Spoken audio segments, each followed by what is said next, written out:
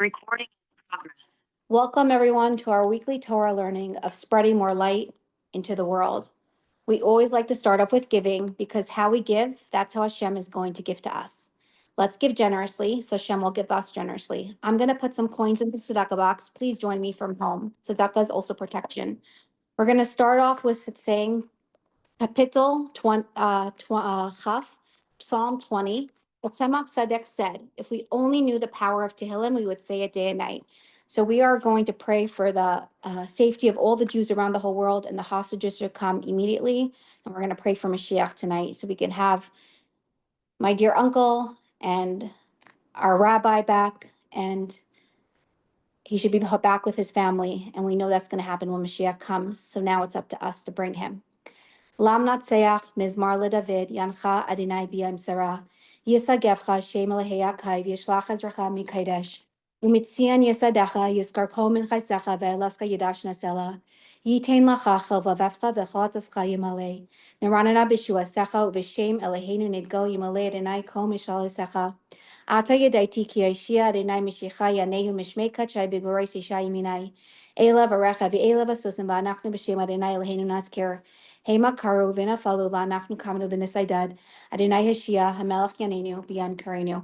We're going to say some names for Tehillim. We're including everyone who needs. Refuah Shalema for Chanayen to Rivka Bas Shendel, Yosef ben Devorah Leah, Yosef Yitzchak ben Bela, Razel Bas Hadas, Rafal Chaimer ben Simakasha, Yosef Shlomo ben Risha, Devorah Leah Bas Yafa Liba, Mercedes ben Esther, Esther Bela Bas Yehudas Chana, Zipporah Bas Yocheved Zisel, Gershon Le ben Menachem, Moshe Chaim Halevi ben Devorah Gala, Refuah Shalema for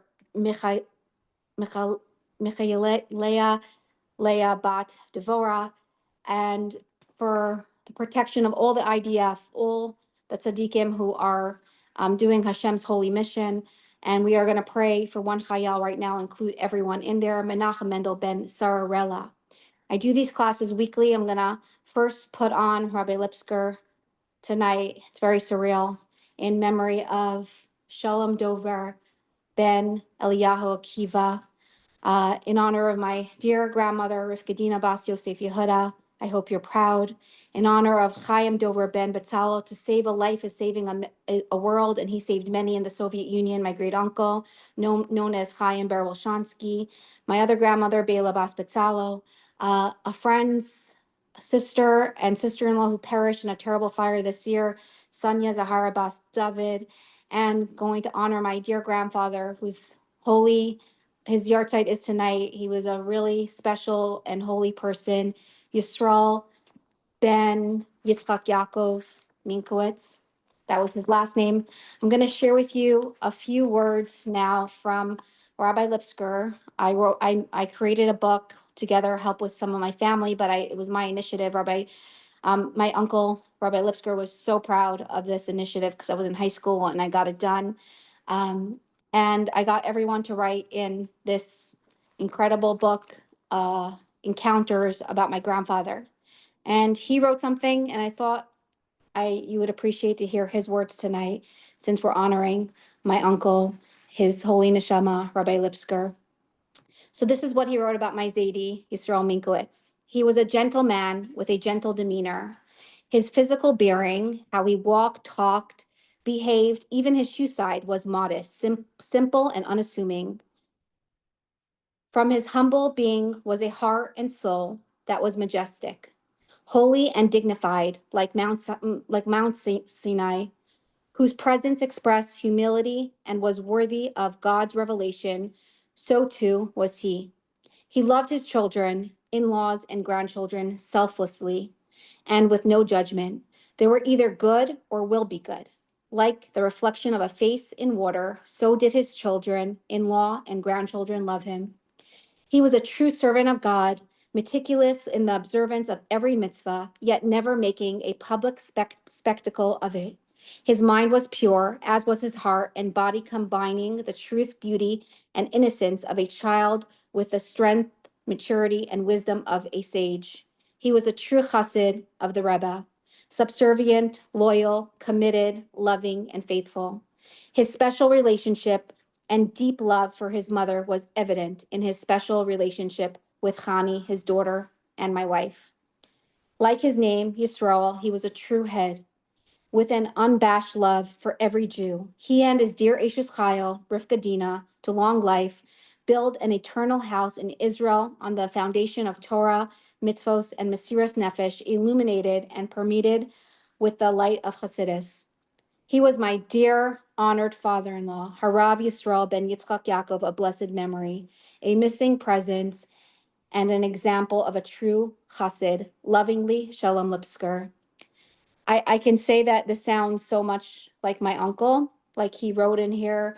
It's like a reflection. So he saw in my Zaidi what he saw and what he was himself. And both of them should come back with the coming of Mashiach so soon. So please do a mitzvah tonight in honor of my dear Zaidi, Yisrael ben Yitzchak Yaakov's holy memory. He was known for many things. He was a super honest man. And in fact, someone came to the Rebbe and he was just coming to America, and he wanted to make sure that he was keeping kosher. So the Rebbe said, "Who's your butcher?" And he said, "Yisrael Minkowitz." And the Rebbe told him, "You can trust him 100%. My Zaidi also never spoke Lashon Hara and despised when people spoke Lashon Hara. So we should always only look at everyone with a good eye and only speak good about people only, in memory of my dear grandfather and in memory of my dear uncle, Rabbi Sholom Dov Ber ben Eliyahu Akiva. So tonight I am really, it's really special to introduce to you Rabbi Simonjacobson. He was a Chozer and a Maniyach, I don't know how to pronounce it, of the Rebbe. He's an author of the best-selling book, Towards a Meaningful Life. It's amazing. Spiritual Guide to Counting the Omer, 60 Days. Dean of the Meaningful Life Center, publisher of the Algemeiner Journal, and so many other titles.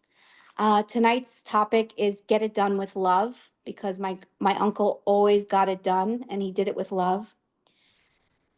A dear friend's heartfelt tribute to Rabbi Lipskar of blessed memory, Sholom Dov Ber ben Eliyahu Akiva. May Hashem comfort my dear aunt, Chani, my dear cousins, family, and grandchildren, great-grandchildren, and his spiritual children, and the whole world, because we're all in mourning.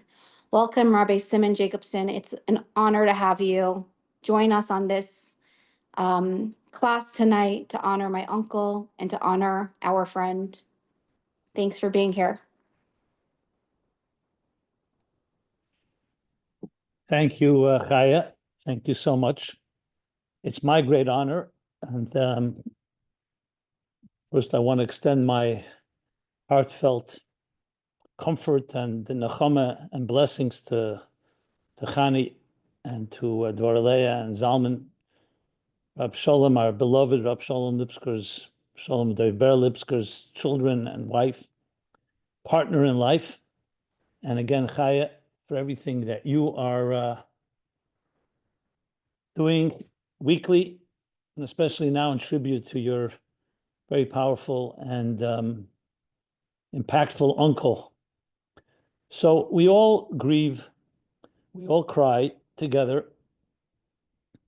A man of this stature, I think many of us are, as much as we respected and knew him, saw an outpouring far beyond anyone's expectations, both sadly at the LOVE.A and then the Shiva in Florida, and the continuing commentary, editorials, articles.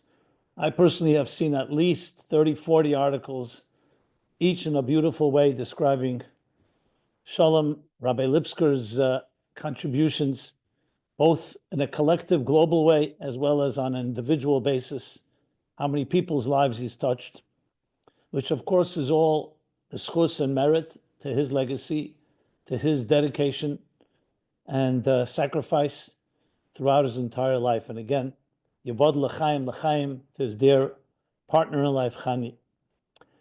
So I'd like to share a few words, both from a point of view as a friend, a close friend to Rabbi Lipskar. Not sure how to call him because I call him Sholom. Rabbi Lipskar sounds like the more respectful way to call him. So I'll just maybe interweave the different ways of titling him. But one thing that struck me just a few days ago on Sunday was the Hakamas HaMatzeva, when they placed the tombstone, which of course is very deep, mixed feelings. On one hand, it creates a certain type of finality, even though we believe in Mashiach and we will be reunited with him and with all our loved ones. Yet at the same time, you do see something that describes his contribution, and we're all struck by that bottom line on the Matzeva that said exactly as Chaya introduced this evening: get it done, over the top, get it done. I think it's a good point of departure. One of the first powerful things that always impressed me in a very personal as well as I said, global fashion. Generally speaking, people who are thinkers are not always great doers. And people who are doers are not always the greatest thinkers. It's two different qualities. Some of the business experts of our time like to put it this way, that there are four types of people. There are minders, and there are finders, binders, and grinders. And the minders and the grinders are very different. The minders are the brain behind any operation, the strategists, they plan, they think it all through. And the grinders are the ones on the ground floor that are getting the job done. If you think of it in military terms, the commander-in-chief would be the minder. The foot soldiers on the front lines are the grinders. So to find an individual that excelled in both, really in extraordinary ways, is not common. Rabbi Lipskar excelled in both. Tremendous mind, thinker, knowledge in Torah, knowledge in worldly matters, but at the same time, he was a grinder. Get it done. That was his focus. Always understood the power of action, and it didn't remain in a highfalutin philosophical state in the ivory tower. Look at what he built. The shul from scratch, the legendary shul. Aleph, and all the activities that he was involved in, how many people he put on tefillin. He never forgot the power of a simple action while retaining that integrity of a brilliant mind and thinker. As I said, you're not going to find many people that combine the two. I'll share my thoughts and my theory why he was able to be that way, but he clearly was blessed with many, many gifts. On a personal note, I want to just begin first to share with you that he, on a family level, is a first cousin of my mother's. We share his father, Eli, or Eliyahu Akiva, was a brother of my grandfather, Yankov Lipskar, and they're all actually in the same place in the oil. They're in the same area. So I know him from childhood as a cousin. But I remember my first encounter with Rabbi Lipskar or Sholom was when the first summer I went to summer camp. This was Gan Yisrael in Swan Lake in the Catskill Mountains. So the year was 1966, in the Hebrew Tavshin Chavav. So I was a little boy, I was maybe 9 years old. The first summer camp I went to ever. So it was quite a dramatic thing for a child. And he was that year, he was the learning counselor. He was actually learning director, I should say. He was the head of the learning division, which basically managed and directed all the learning of Torah that we went through. I remember coming to camp the first time, sleepover. I was somewhat, like all of us, somewhat homesick. But I remember his coming over to me, and I don't know if he came over because he saw me as a little child or he knew we were cousins, but his kindness, and right there I saw a person who cared. Very simple act. He just said to me, anything you need, remember I'm here. I think he said, we're mishpacha. That was the year, as I said, he was learning director.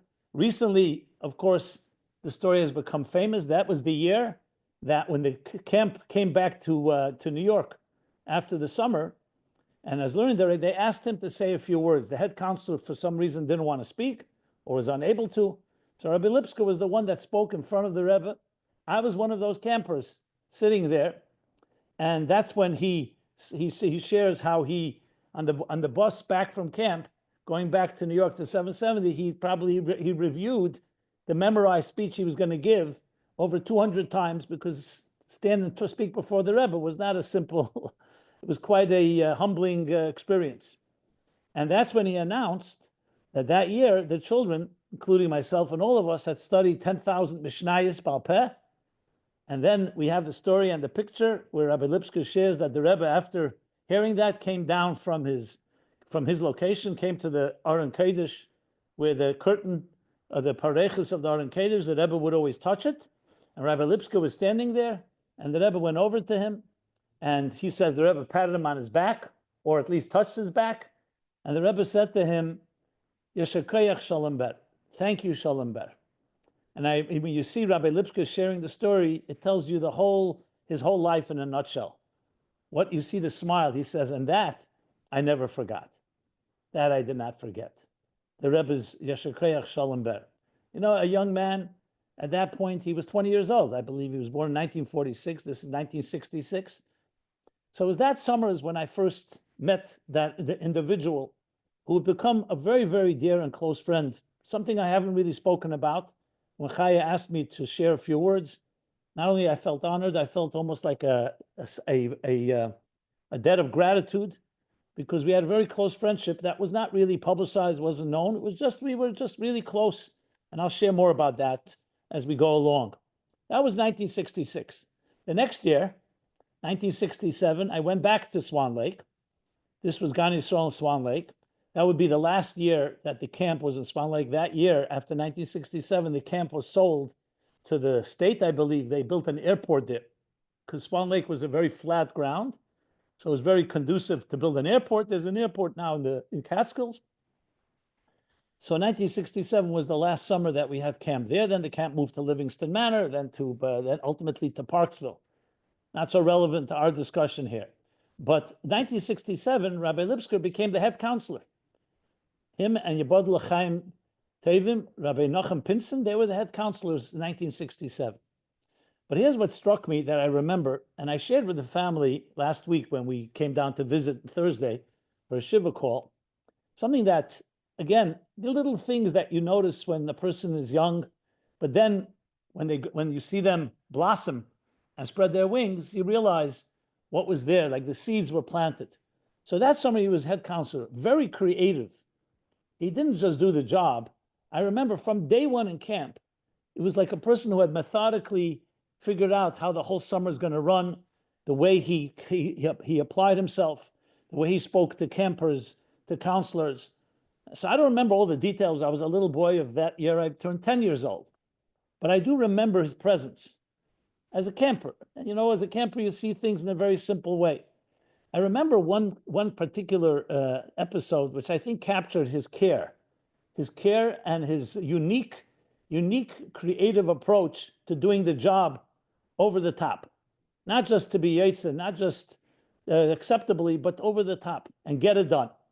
So in camp, you may know that if any of you remember, that in summer camp, at the end of the summer, there's a thing called color war, where the team breaks into two, where the camp is divided into two teams, and then they do different performances. They do plays, songs, skits, Mishnayos Baal Peh, all kinds of competitions, and then one team wins. Every year they would always announce, and Rabbi Lipskar announced that everybody is winning. But bottom line is one team wins and one team doesn't. So color war, it was like a very unique highlight in the camp. That year, it was Rabbi Lipskar that had decided that the team should be called Tzadikim and Balei Tshuva. Tzadikim and Balei Tshuva. I was on the team of, I believe, of the Tzadikim. And there was another team called Balei Tshuva. So each team had to present themes that are connected to their name. You know, tzaddik has qualities, and a Baal Tshuva has qualities. A tzaddik is someone that's pure from the outset. A Baal Tshuva is someone that went through challenges, but comes out even stronger than a tzaddik. And each of these themes are developed. Okay, but color war always breaks out. They break out color war with a surprise event. like to shock the campers. And every year, some other different, sometimes weird, sometimes strange. But this I remember vividly. Rabbi Lipskar, from day one of camp, for some reason, a rumor started spreading, which later I heard came from him. And the rumor was that we're in a season this summer, there may be an earthquake in this area. So you can imagine that was quite terrifying. And the rumor just spread out. No one first believed it, but the whole summer, that rumor was festering. So I don't want to go through all the details. The point I want to make is not the earthquake part, the creativity. And what happened was, as we got closer to the end of the summer, so it was like a given that there may be an earthquake. And I remember I was in a bunk. I was one of the bunks. On Thursday, we would go for a hike. And we went for a hike, and our counselor, for some reason, decided to take us into the woods. Usually you go to one of the towns, you go to a store, and so on. We went into the woods. And we got lost. At least officially, we got lost. We didn't really get lost. It was all staged. And then a truck came from the camp, and they found us, and we came back to camp. And I remember we were going to camp, and Rabbi Lipskar gets up in the front of the whole camp by Mincha, the afternoon service, and his powerful, masterfully eloquent way gives us over our heads the chutzpah that you went when there's an earthquake season, you go into the woods, it's dangerous, and really scared the living daylights out of all of us. But he did it in such an effective way, it was like so convincing. So, okay, fine. So we were all scared. We didn't know what's going to happen next. The next day, the next thing Rabbi Lipskar orchestrated was a marshal from New York State Marshals, a police department, comes to do a drill with us. What happens if there's an earthquake? Anyway, I know this sounds weird, but I think you'll see in a moment where this is going. So, fun. Make a long story short, a day or two later, the whole camp is we are awakened, middle of it's like 4 o'clock in the morning. The microphones go on, the loudspeakers, everybody has to come down to shul. Now we're running with our pajamas, some people not pajamas, it was a chaos. We all come down to the shul, everybody lines up. It's 4 o'clock in the morning, it's dawn hasn't broken yet. And Rabbi Lipskar says, now we're all going to be preparing. Everybody has to bend down on the ground, like we did in the drill. And we're going to say together, Shema Yisrael. And he began to say, Shema, and everyone says, Shema Yisrael, with the whole pasuk, Hashem, Elokeinu, Hashem, Echad. So I remember we were all doing it with such sincerity because we were like frightened what's going to happen next. And what happens next is Rabbi Lipskar announces color war. So here's a man that thought this through 8 weeks earlier, all to get us to say Shema Yisrael with a sincere heart, and all in order to create a true experience. I'll never forget this. Now, I know it sounds almost trivial and detailed, but you know what? It left with me the impression. Here's a man that thinks things through. He's creative. He wants to bring an experience to all of us. The fact that I even remember it is only because of all the drama. But the power of it, to me, captured very much everything in Rabbi Lipskar's life, the whole trajectory of how he focused on details and how he cared. I remember this. When in the summer of 1980, Tov Mem, Rabbi Lipskar spent a few weeks or a little more than that in New York. I, at that point, as Chaya mentioned, became the official writer of the Rebbe's Farbrengens. So we were what was called a Chozer, which means someone that remembers what the Rebbe spoke every Shabbos, and a Maniyach was someone who documented and wrote it down. And I had the merit to do both. That summer, Rabbi Lipskar, who we knew, we were friendly with each other, he came over to me one Shabbos and said to me, I'm going to be here for a few weeks. So I want to be with you guys. I want to hang out with you. And then he told me that the Rebbe suggested that he should not only come to the Farbrengens, but he should hang around with the Chozer, which means after Shabbos, when we reviewed the whole Farbrengen, almost verbatim, so Rabbi Lipskar Sholom would always be there. And then afterwards, he would come up to my office, and we spent hours upon hours. That's when I really got to know the man, to some extent at least. And we bonded in a very profound way because we would speak literally into the wee hours, sometimes 2 o'clock in the morning, 3 o'clock in the morning, about all the different nuances. And that's why I also saw his go'enus, his scholarship, and his brilliance, the way he appreciated these Farbrengens and actually helped me to work through different ideas. Those were those during the summer months of 1980. But then I remember telling him, do you know you were my head counselor in 1967? He said he remembers the head counselor. I don't know if he remembered me. And I said to him, you know, the same detail-oriented focus while being this brilliant thinker, I noticed even when I was 10 years old. I remember he was very shy in a way, and he was like bashful. He didn't comment. But I noticed it on all levels. You know, sometimes in small little things you see greatness. It doesn't always come in dramatic form. But we hit it off. We became very friendly then. And I could tell you personally that literally those Shabbosim, when the Rebbe spoke, and he spoke for hours, I felt that there was something the Rebbe was saying. I knew that if Farbrengen was not just a talk to the public, the Rebbe was also responding to and communicating with every individual there. And I had no doubt that the Rebbe had suggested that we partake in our process of recreating these talks. So I felt that especially one Shabbos, the Shabbos before Tisha B'Av, called Shabbos Chazoin, the Shabbos of the vision, right before Tisha B'Av, and there was that Farbrengen was a rare Farbrengen. It lasted over 6.5 hours, from 1:30 Shabbos afternoon when the Rebbe would begin to speak, till 8:05. So in the summer months, it was almost till the end of Shabbos. It was already getting dark outside. 8:05. So we're talking 1:30 to 8:05. The last hour of the Farbrengen, the Rebbe spoke about a very profound and abstract and subtle topic called Tzimtzum. I'll explain shortly. Tzimtzum is a very fundamental principle in Kabbalistic and Hasidic thought about how God created existence by concealing his presence. But there are different opinions on what does it mean that God is concealed. Does it mean literally that God removed himself? Or does it mean only concealed? He's there, but we don't see him. I don't want to go through all the intricacies, but this was an hour talk on this topic. This was very rare that the Rebbe would speak so long on such a topic. My hergish, as they say, my feeling and sense was that the Rebbe it was in his honor, Rabbi Lipskar's honor. Whatever reason, Rabbi Lipskar was then very much involved and very much engaged in it.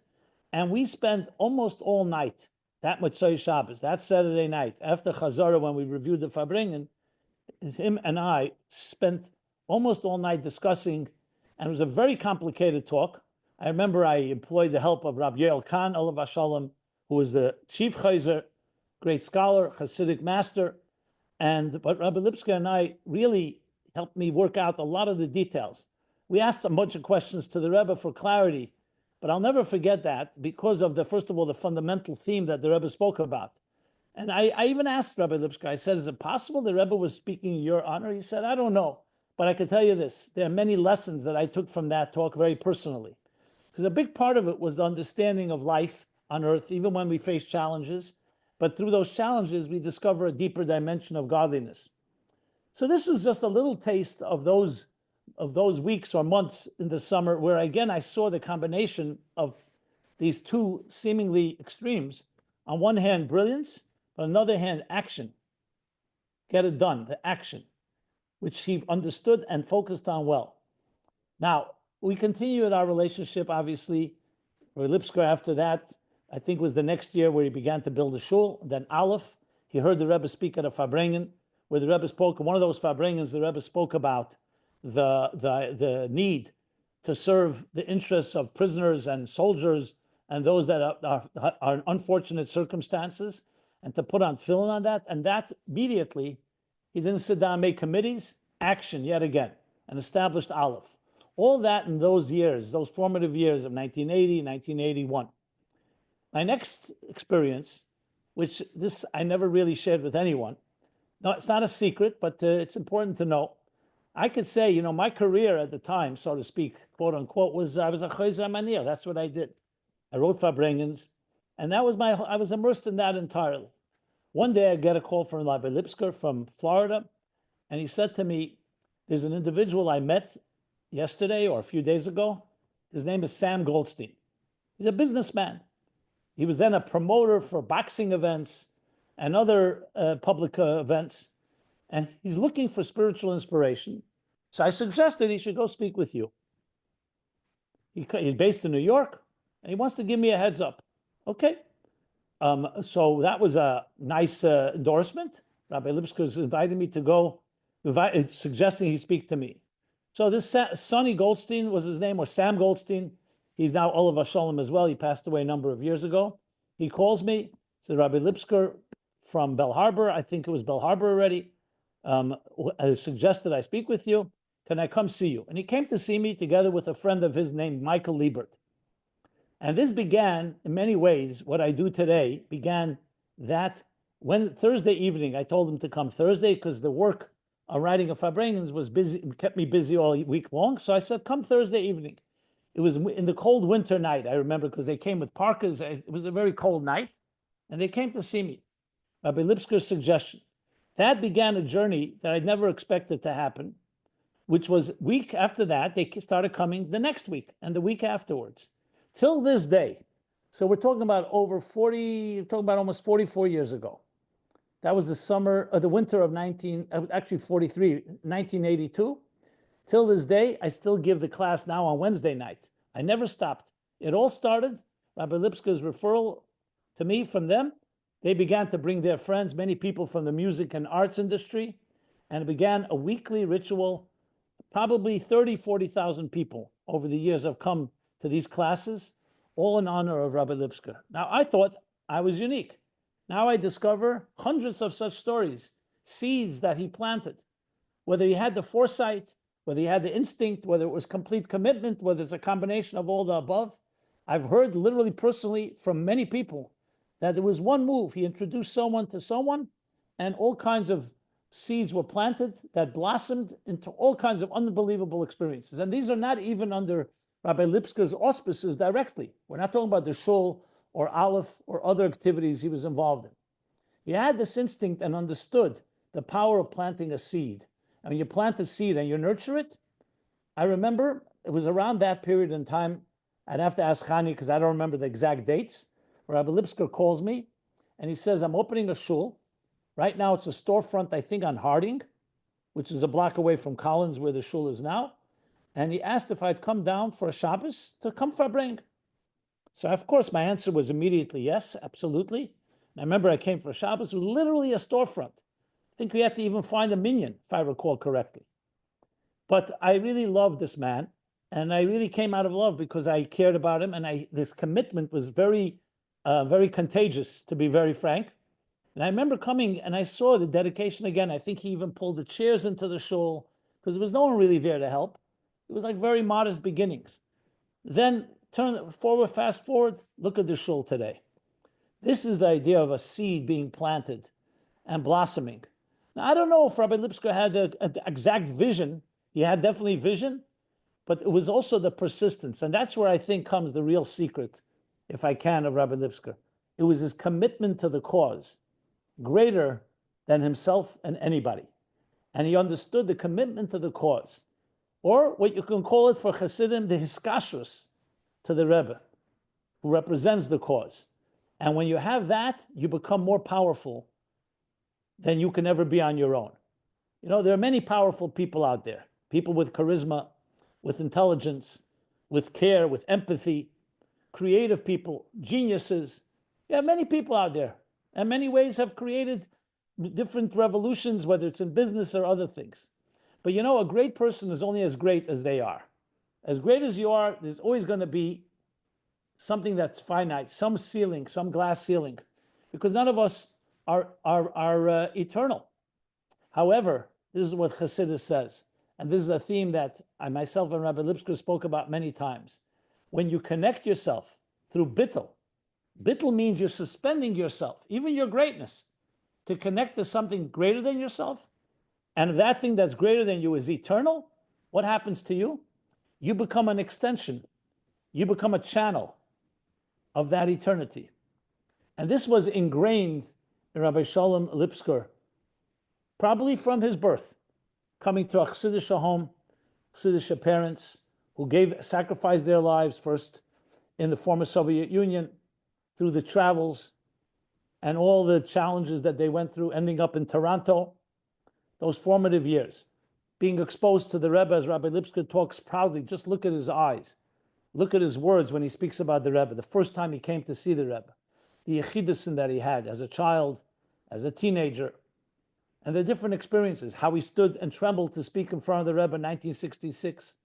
All of it indicating this type of fundamental connection to something greater than himself. And when you have that connection, you really are indestructible, because it's not about you. It's not just self-confidence. It's not just inner strength. It's not just formidable faculties and resources. It's knowing that you are not alone. You're standing on the shoulders of something greater than you are. And by doing that, you become an extension. That was the key. And that's how you combine genius, a brilliant mind, and action, because it's not about you. You have many brilliant minds. I remember I was invited once to speak. It was for so-called academics. And I'm specifically telling the story because one of the things that Rabbi Lipskar also did, together with Dr. Professor Baranover, should have a complete refuah shlema, was the Ba'er the Science Torah Conference that took place in Bell Harbor many years. So I was there, quite a few of them, maybe 3, 4, 5. The first time I think was 1989 I went. I don't remember exactly all the different years, but there was every year this conference.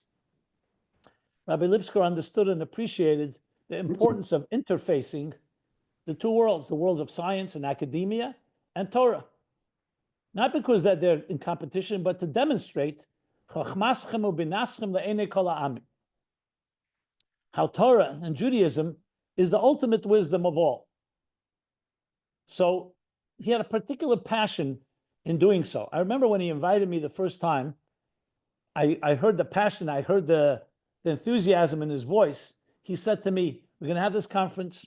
We have some of the top minds in physics, in neuroscience. I don't remember all the different categories. And we need some people who can speak Torah, Hasidus, and demonstrate the interface, the cross-pollination, the synergy between these different wisdoms. And that was that. But then the thing that was most exciting to him, he said to me, and I want to tell you, the most exciting part is not the official sessions.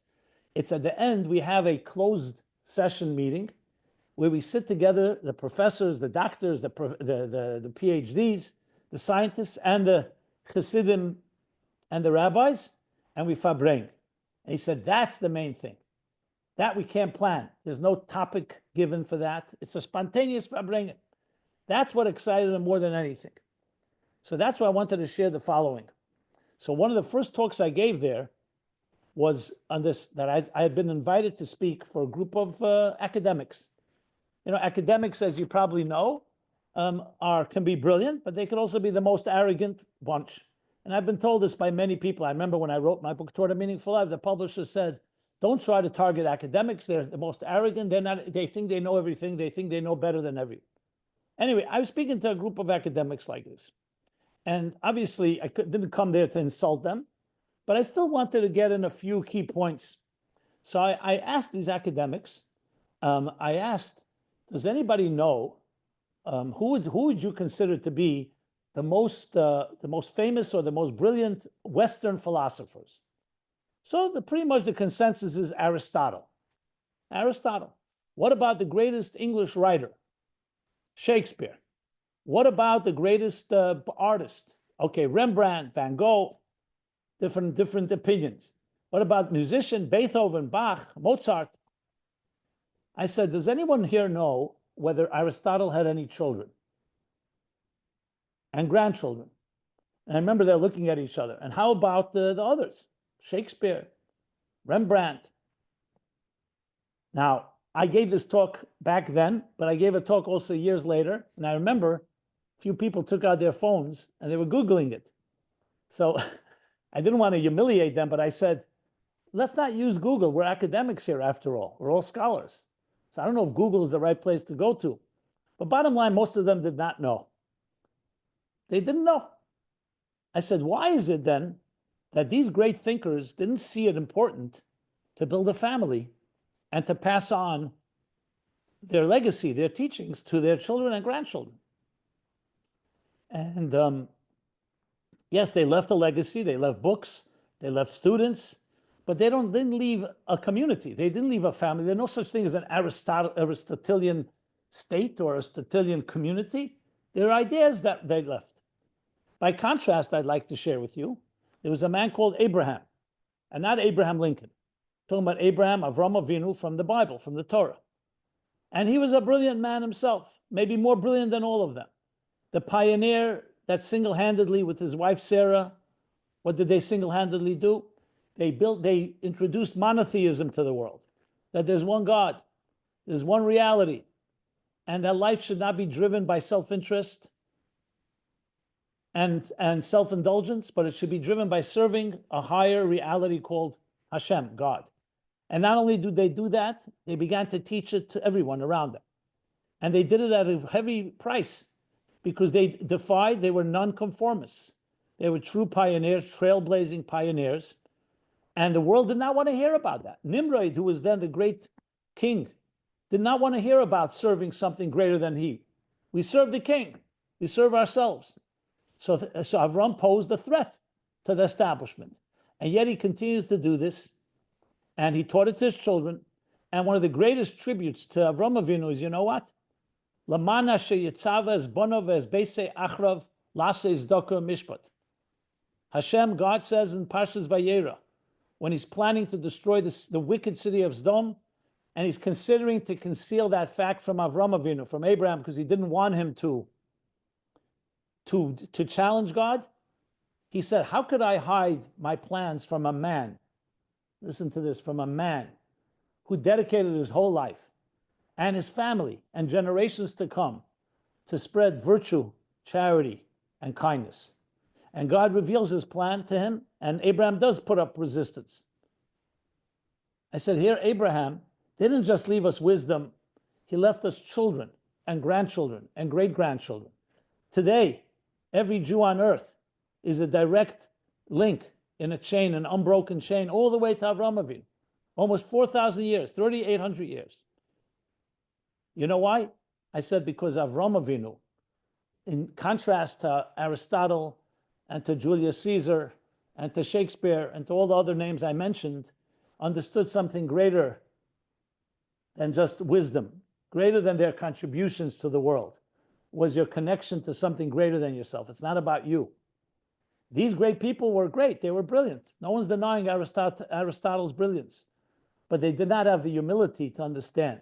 Rousseau, one of the great thinkers in the French Enlightenment, he brought his 7, 8 children to the city square in France and said, I don't have time for children. Let the community take care of my children. I have to bring brilliance to the world. Ideas, philosophies, poetry, science. Well, the greatest people of all are the people who understand that you don't take yourself so seriously. There's something greater than yourself, the cause. And that's what I shared. When I was down in Florida at the conference, I shared this briefly. What happened? Rabbi Lipskar comes over to me after my talk, and he gives me a tremendous hug and says to me, excellent. This is exactly the whole reason we have a Torah Science Conference, to understand this contrast. Not that science isn't powerful, but there's something greater, and there's something more. And in many ways, I think about Rabbi Lipskar in the same fashion. A man with many great talents, unbelievable talents. Many people have told me, a man like Rabbi Lipskar could have been the head of one of the biggest Fortune 500 companies. But he understood there's a cause greater than yourself. And that is the secret to eternity. That is the secret. I remember, and this again, I don't think I've ever shared this with anyone. I was speaking once, we were on a phone call, and I was sharing some of my ideas and dreams of trying to bring Chassidus to the world, and how do you do it in a way that affects a critical mass. Rabbi Lipskar was definitely a human being that anyone who knew him had a global vision. Wasn't just a local, but global. And he shared with me a very moving episode. He said to me, you know, I shared your vision. It's the Rebbe's vision, that we're not just here to affect a few people, or to affect just even the Jewish world, it's to affect the entire world, to bring Mashiach. And to bring Mashiach means a world filled with divine knowledge as the waters cover the sea. The world. Not just part of the world, the entire world. He says, I've always had that dream. But the Rebbe sent me and Chani down here to Florida on shlichus. And obviously, to be successful here, we built the shul. But I wanted the shul to become, this is what he told me, a springboard to influence the entire world. So I built a shul that's a model for other shuls and so on. But one day I get a phone call from one of my biggest supporters. He didn't tell me who it was.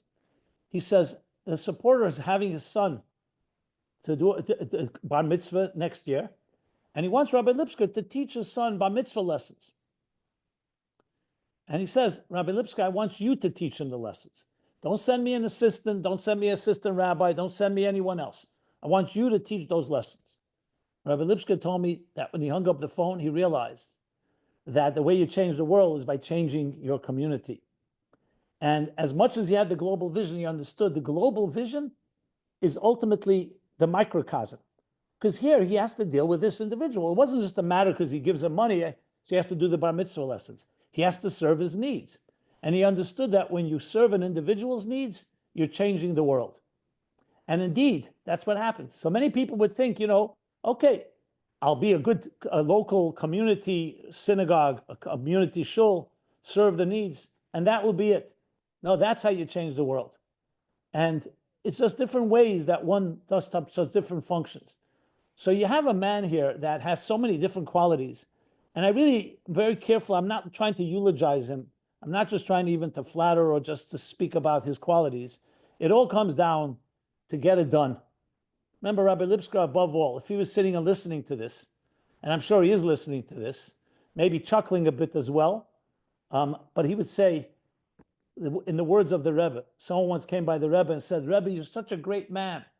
You're such a great man. You've done so many great things. You've influenced so many people. And the Rebbe said to him, how does that benefit anyone that you think I'm great? In other words, what are you talking about me? Talk about what you're going to do. What are you inspired by to help other people? There's no question. I think anyone who knows Sholom Lipskar, Rabbi Lipskar, Sholom, however you want to identify him, that would be his ultimate message. The ultimate message is, how is this going to translate into action?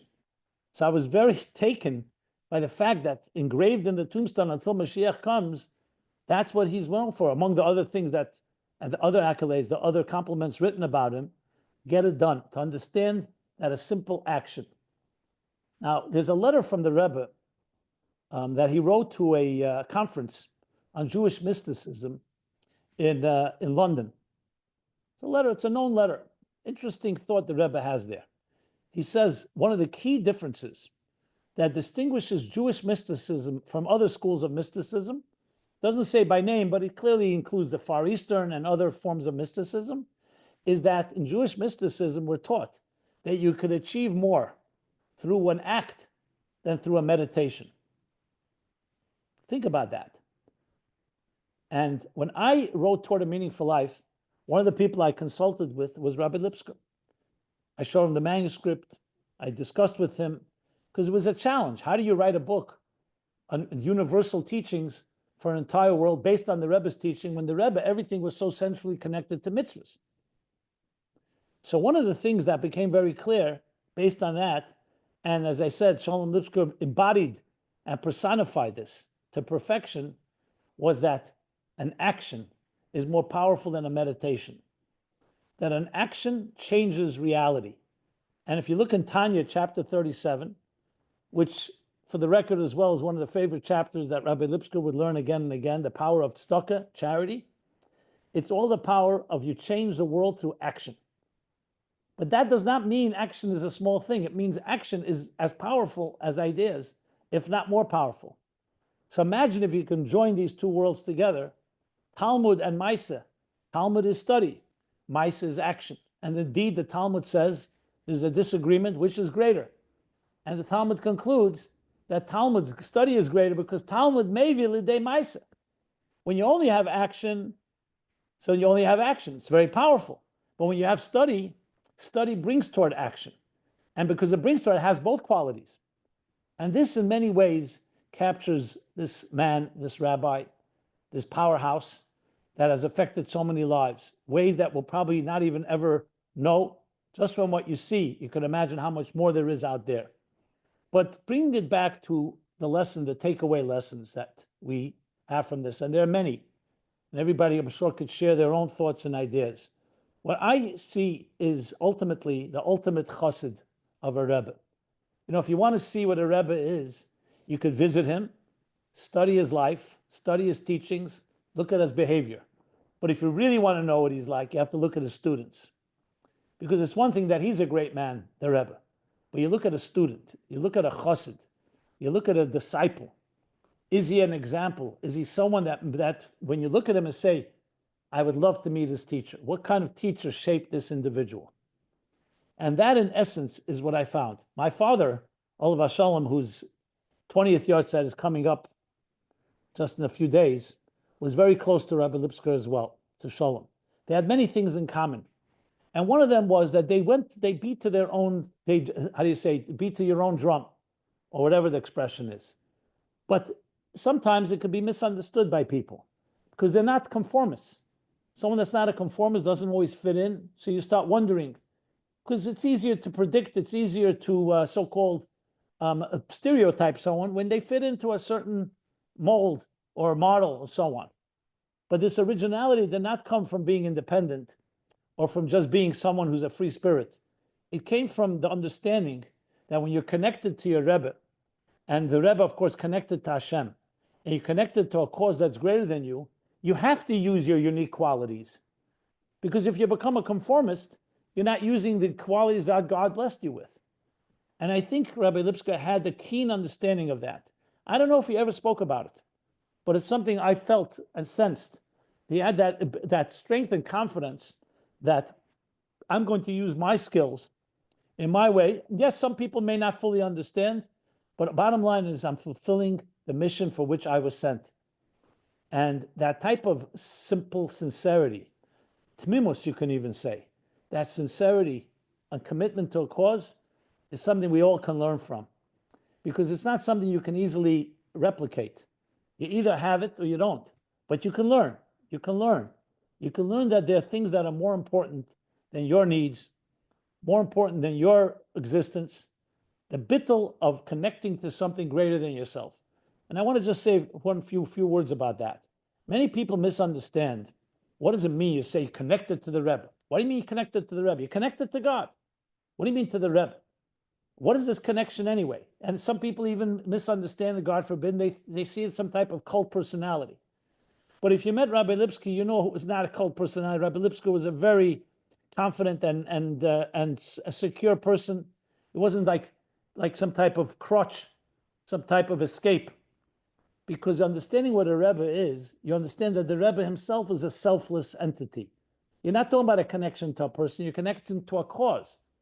When we were together, Hey Tammuz it was, the 5th of Tammuz, 2 days after the Rebbe's passing in 1994.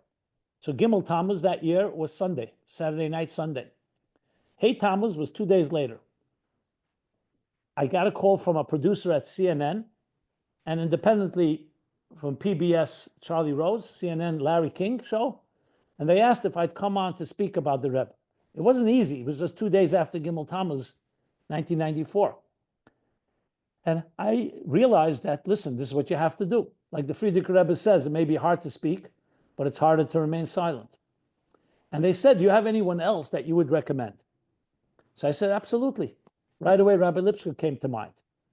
And I called him up. I said, Sholom, you ready to do this? Absolutely. Also very difficult, but he realized that's our mission. That's what you do, whether you like it or not. And they had a third person who was supposed to be like a contrarian, not relevant to our discussion. Now, this was all live TV. So you get these very quick questions from Larry King. And I remember the question asked to me, one of the questions, went to an alternator. I answered, Rabbi Lipskar, the third party. So a question that was asked to me was, Larry King said, I understand why the Chabad, Lubavitch, and the Jewish community are so saddened by the loss of the Rabbi Schneerson. You know, a great man like that. But why are you so shocked? After all, he was 92 years old. Not a young man. So why are you shocked? I understand you're saddened, but why are you shocked? Now, what do you say? Spontaneous. You can't prepare. You don't know. I didn't know the question was coming. There's no time to think. So I answered. I said, look, For us, the Rebbe embodied something much more than just a 92-year-old man. The Rebbe embodied Torah. Torah has been with us through thick and thin from the early days of Sinai when we were given the Torah. And all the great moments of our lives and our history, and the sad moments, whether it was under the Babylonians or the Persians or the Greeks or the Romans or the Ottomans or the Spanish, the Inquisitions, the pogroms, the Crusaders, and of course the Holocaust. The Torah, the eternal Torah, survived all of that. So when you see a human being who is completely committed to Torah, and that's what he represents, embodies Torah, you see something eternal, immortal like that, touched by mortality, that's more than just sad, it's a shock. That was my response. I remember right after our interview, Rabbi Lipskar called me. He said, just the fact that you said that on the air was worth it all. That is Rabbi Lipskar in essence. A shliach, it says, a shliach of the Rebbe is shluchei shel adam k'moisei.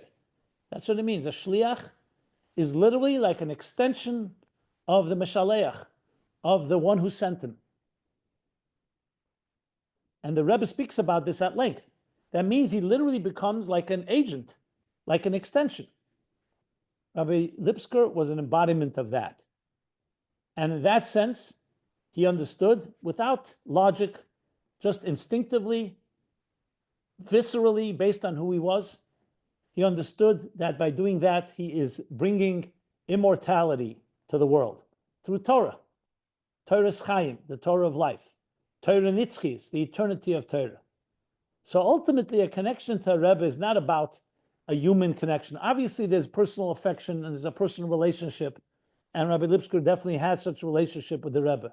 But there's something far more, something that lives on. So as we come together here, and on one hand, we do cry, and we do grieve, and we do mourn, and we do console and comfort each other. At the same time, we have to remember eternity lives on, and it lives on through our children, and through our grandchildren, and great-grandchildren. It lives on through our students. It lives on through the students of our students. So when you look at the great shul in Bell Harbor, you look at the Aleph Institute, you look at all the impact that Rabbi Lipskar had officially, unofficially, on the record, off the record. This is eternity. These are eternity. And of course, you look at his children and his dear wife, Chani. This is the perpetuation of an immortal and eternal legacy. And there's no question that that has to be the dominant theme. So yes, we cry. That's how it is. We're saddened by the loss, but never think for a moment that the eternity is weaker than the loss. It's greater, it's stronger, because the seeds have been planted. Yes, we all pray and we wish that we'd all be here together, souls within bodies, the Rebbe, his Chassidim, Rabbi Lipskar, but based on the reality that is, and there's of course a mystery that we'll never understand, we have to focus on the positive, which is that Rabbi Lipskar lives on through you and through myself and through his family and through all the good deeds that he did. Get it done, the actions that are forever and ever. And they continue to produce fruit. And we have to go away, anyone inspired by him, to realize we have to emulate what we learned from him. That it's not just about ideas and inspiration, it's about actions. Each of us in our own way have to be an extension. Because shliach is a shliach, so just as Rabbi Lipskar is a shliach of his Mishaleach, the Rebbe, each of us who've been affected by him or inspired by him or educated by him are shluchim of his in a way, which all goes back to the first shliach, which of course is Hashem himself, God himself, the ultimate that sent every soul down to this earth, recognizing that every neshama is indispensable, you and I and each one of us. Rabbi Lipskar, I said, captured that, embodied that, the Avos Yisrael that he had, unconditional. It made no difference what type of person it was, whether someone of great stature, someone of wealth, even the simplest person, because they're all children of God. And as a child of God, we are all created in the divine image, and that makes us indispensable, divine agents in this world. So much more to say, but I feel, like I said, not as a debt, but as a gift. I've known this great man. To be able to say that I was his friend, to be able to say that I learned much from him, continue to learn from him, see the impact that he had, not just as something that's impressive, but also something that lives on. So myself, in my own small way, will do what I have to do to perpetuate what I learned from him, both in his connection to the Rebbe, his connection to the cause, his absolute commitment. And I want to conclude by saying a blessing to Chani and a blessing to Dvorleah and to Zalman and to the entire community in Bell Harbor and the entire extended community, all the shluchim and shluchis and people Rabbi Lipskar has influenced directly or indirectly, that we pledge and dedicate our lives to continue this mission, which is not our own, not Rabbi Lipskar's mission, is the mission given to us by God, sent to us by God's messenger to this world, the Rebbe, and that very shortly, as the Rebbe promised us in his first official discourse, that he said in 1951, Yutzvat, Basiligani, that we will be reunited with the Rebbe. Down here below, Mashiach will come, reunited with all our loved ones, especially the shluchim who will march first, Rabbi Lipskar among them, maybe at the head, and together we will be reunited with all our loved ones, and we will be consoled, and there will no longer be any tears on this earth. We'll be able to celebrate eternity physically, souls within bodies, with the coming of Mashiach. And I thank you again, Chaya, for giving me the honor to share these few words. Thank you so much. Wow, thank you so much. How lucky are you that he was your friend? When I was shlucha in Bell Harbor, Florida, as a young girl, I remember seeing you coming in for meetings with Rabbi Lipskar, and I would see you on the Harding Avenue. I would see you guys walking together, and we should reunite with him so soon with the coming of Mashiach. But now it's up to us to bring Mashiach. Rabbi Lipskar did everything that he can to bring Mashiach. He did everything that the Rebbe asked from him and more. And I'm sure the Rebbe is so proud, and he's up there. It's so interesting tonight. Tomorrow night is Omer, and we're celebrating, so many students stopped the day of passing, that they stopped passing away. And I would like to say that I feel that in every generation we come back, our neshamas come back down to finish a purpose. And I fully believe that my uncle was definitely one of the big teachers from past generations. And he came back, and together with the Rashbi and together with Rabbi Akiva, upstairs he's celebrating, and very soon we're going to celebrate his life. In fact, when he passed away, that Shabbos, in the Pirkei Avos that we learn, I believe it was chapter 2, it said even a small mitzvah, we can't measure a mitzvah. And he did so many mitzvahs. He even made a campaign, a million mitzvah campaign, which I'm going to link in the chat box and on the description of the class, that everyone could take upon a mitzvah to honor his neshama, because right now he can't do any more mitzvahs down here, but we can do it for him, and it will make him smile. I know he's in the best hands, but are we? We're not. So we have to do everything we can to bring Mashiach immediately, and get it done. Like it says on his tombstone, it says, get it done. So we all have a responsibility to get it done. He left us his teachings. He left us everything. You can Google on YouTube. There's so many videos of Rabbi Lipskar's talking and his teachings. His teachings are Hasidic teachings, but he touched every single soul. In fact, at a Shiva, when I came, it was a very hard week. It's still a hard time for all of us, and it won't be easy until Mashiach comes. But every type of Jew was in his house. He even had non-Jews in his house. They came to honor him. He had a priest that came, who just came to say that he loved Rabbi Lipskar.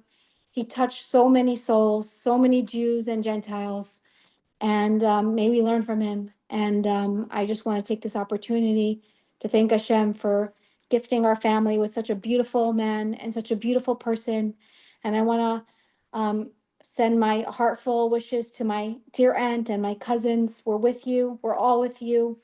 And very soon we're going to celebrate the ultimate joy with Mashiach. And we're going to make him proud. And we're going to do everything we can to bring him back with the coming of Mashiach. So thank you, everyone, for tuning in. And we're going to do a roll call, which we do every week in memory of Rabbi Kolarski. He would do a roll call by the Shluchim and the Shluchos conventions. Tonight, most of the night, we had 78 attendants. My uncle passed away at 78 years young. And he came in this world just to do a favor for another. That's what it says in Pirkei Avos. He did so many favors. So I'm going to go with a roll call now to share where everyone's come. We're uniting together, and we will continue learning Torah and his merit. Rabbi Lipskar told me that the best sales to be in is to spread sales in Torah. I took him very literally, and I can say that he's very proud. I would tell him, we have people from all over the world that tune in. So tonight we have Miami Beach, Florida, Bell Harbor, Florida, Palm Springs, California, Brooklyn Heights, Baltimore, North Miami Beach. We have Crown Heights, we have Connecticut, we have Mexico City, we have Surfside, Florida, we have Aventura, Florida, we have Bay Harbor, Florida, we have Pittsburgh, we have California, we have LA, we have Bridgeport, Connecticut, we have Charlotte, North Carolina, we have Flatbush, we have the Hamptons, we have Far Rockaway, we have Detroit, Michigan, we have Miami Beach, we have Pomona, New York, we have Beach Mountain, North Carolina, we have Long Island, and we have with us tonight Toronto, we have Cedarhurst, and many more places. I was asked to share that we have Israel that tunes in, and South Africa, and many other places. We also have Surfside, Florida. So we're going to conclude with a beautiful quote that someone shared with me the other week on Friday. We have to continue, but I was walking down the street and I was, it was so beautiful how so many people came over to me because they know how close I was and is to my very special cousins in Miami. And my aunt and uncle embraced me like a daughter. And I got to spend so many Shabbosim with them. And I got to see such beauty, how they treated every single Jewish person. And I believe I am today so much who I am just by spending time in their presence. So Panina Roxon came over to me. She owns a store in Kingston Avenue. And she said the following to me: not every giant is a gem, and not every gem is a giant. But Rabbi Lipskar was both a giant and a gem. May his neshama have the highest aliyah. May we continue making him proud, and let's get it done, like he would say. I want to conclude with this evening by saying thank yous. Thank you to firstly, thank you to Rabbi Simonjacobson for your incredible words from the heart. When it enters the heart, when it's from the heart, it enters the heart. Thank you. How lucky are we? Buy his book. It's really good, meaningful, Towards a Meaningful Life. I love it. I gift it to so many people, Jews and non-Jews, and they all really appreciate it. So if you didn't read it, read it. It's a great book. It's based on the Lubavitcher Rebbe's teachings. And I want to say thank you to Hashem, and I want to say thank you to the Rebbe for this opportunity that I get to bring so much light to the world, around the whole world. So thank you for that. I want to say thank you to my mashpia and mentor, Shandy Jacobson. Thank you. Honored to have you in my life as a friend and mentor. I encourage everyone to get a mashpia in their life. It will be life-changing for you. I want to say thank you to all the ambassadors of this class. Now, Rabbi Lipskar told me the best sales to be in is to spread Torah and light. I take him literally every single week. I even made business cards to give out with a barcode. And if you'd like to become an ambassador today, it's so easy. All you have to do is spread it on your chats, spread it on your status, and in 1 minute, poof, light goes out to the world. So, and I share my merits with you.